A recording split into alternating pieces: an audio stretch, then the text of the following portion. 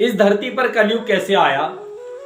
एक समय कलयुग काला कलूटा पुरुष गाय माता को सता रहा था और बैल को सता रहा था। बैल को कहते हैं हमारे यहाँ धर्म। गाय माता और धर्म ये रो रहे थे। तो राजा परीक्षित ने देखा ये गाय माता की रोने की आवाज कहां से आ रही है, ये धर्म की आवाज कहां से आ रही है। जैसे देखा काला कलूटा पुरुष और गया राजा परीक्षित और कहा अरे तू कौन है। उसने कहा महाराज मैं कलयुग हूं। राजा परीक्षित ने कहा अरे कलयुग तू आ गया, तेरा समय आ गया। कलयुग ने कहा महाराज अब मेरा ही समय आ गया। राजा परीक्षित जैसे ही तलवार निकाल करके उसको मारने के लिए लगा, कलयुग सीधा पैरों में बैठ गया। जैसे ही कलयुग चरणों में आयु खत्म हो जाती है। राजा परीक्षित ने कहा तू रहता कहां है। उसने कहा महाराज द्यूतम पानम स्त्रियम सूना यत्र धर्मस् चतुर्विधा। ये 4 जगह मैं रहता हूं। जहां लोग द्यूतम, जहां लोग जुआ खेलते हैं, सट्टा खेलते हैं, मैं वहां होता हूं। पानम, जहां लोग मदिरा का सेवन करते हैं, मैं वहां होता हूं। वैश्यालय में मैं होता हूं। जहां लोग हिंसा करते हैं मैं वहां होता हूं। जहां लोग निंदा करते हैं मैं वहां होता हूं। जहां लोग चुगली चाटी करते हैं मैं वहीं होता हूं। तो राजा परीक्षित ने कहा अरे तब तो सबसे बढ़िया है, हमारे राज्य में ना कोई निंदा करता है ना कोई चुगली करता है। इससे तो अच्छा ये ठीक है अपनी जगह। कलयुग ने कहा महाराज मुझे एक और स्थान चाहिए। राजा परीक्षित ने कहा वो कौन सा स्थान चाहिए। मुझे सोने में जगह चाहिए। राजा परीक्षित ने कहा सोने में जगह, अरे सोना तो हमारे यहाँ बहुत पवित्र मानते हैं। सोने में तो हम विष्णु भगवान का पूजन करते हैं। हमारे स्वर्ण में हमारे विष्णु भगवान का वास होता है। राजा परीक्षित ने ऐसा कहा तो कलयुग ने कहा महाराज सोना भी तो 2 प्रकार का होता है, एक ईमानदारी का और एक बेईमानी का। राजा परीक्षित ने कहा ठीक है, तुझे बेईमानी के सोने में मैंने जगह दे दी। अब वहां पर एक राजा परीक्षित के महल में एक सोने का मुकुट था बक्से के अंदर रखा हुआ। राजा परीक्षित ने जैसे ही उस बक्से को खोला उसके अंदर सोने का मुकुट।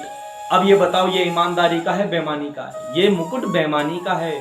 जब कौरव और पांडव का युद्ध हो रहा था तो कौरव सारे मारे गए तो ये मुकुट इनका नीचे गिर गया था। ये मुकुट जरासंध का था और पांडव इस मुकुट को लेकर के जब आए तो इन्होंने रख दिया। ये बेईमानी का सोना है। राजा परीक्षित ने जैसे ही उस मुकुट को धारण किया वैसे कलयुग सिर पर बैठ गया। राजा परीक्षित शिकार खेलने के लिए चला जाता है और जब शिकार खेलने के लिए जाता है तो बगल में जंगल में वन में एक शमीक ऋषि का एक आश्रम आता है। शमीक ऋषि ध्यान में बैठे हुए थे। राजा परीक्षित ने कहा महाराज मुझे प्यास लगी है, पानी पिलाओ। शमीक ऋषि नहीं सुन पाए क्योंकि वो ध्यानस्थ थे, ध्यान में बैठे हुए थे और उस कलयुग के प्रभाव से वहां पर एक मरा हुआ सर्प था। राजा परीक्षित ने अपने धनुष के अग्रभाग से उस सर्प को उठाया और शमीक ऋषि के गले में डाल दिया। शमीक ऋषि ध्यान में बैठे हैं और शमीक ऋषि का बेटा श्रृंगी ऋषि ग्वाल बालों के साथ अपने सखाओं के साथ खेल रहे थे। शमीक ऋषि का बेटा श्रृंगी ऋषि। तो एक ने कहा श्रृंगी देख तेरे पिता के गले में राजा परीक्षित ने मरा हुआ सर्प डाल दिया। श्रृंगी गए और हाथ में जल लिया। इति लंघित मर्यादम तक्षका सप्तमे हनि। राजा परीक्षित अरे कुलंकार तूने जो ये कर्म किया है ना, जा आज से 7वें दिन तेरी मृत्यु हो जाएगी। तुझे तक्षक नाग डस देगा और तेरी मृत्यु हो जाएगी। राजा परीक्षित अपने जब महल में गया, अपने राज्य में गया, राजा परीक्षित जब अपने राज्य में गया, राजा परीक्षित जैसे अपने राज्य में गया, जैसे ही मुकुट उतारा बुद्धि खराब हो गई।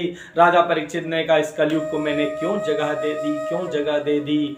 इसी प्रकार से राजा परीक्षित ने 7 दिनों तक श्रीमद् भागवत की कथा सुनी और राजा परीक्षित को मुक्ति मिल गई। इसलिए हमारे यहाँ जब भी वार्षिक श्राद्ध आता है, कहीं भी वार्षिक श्राद्ध के उपलक्ष्य में श्रीमद् भागवत की अमृत कथा करवाते हैं लोग, तब हमारे पितरों का उद्धार होता है।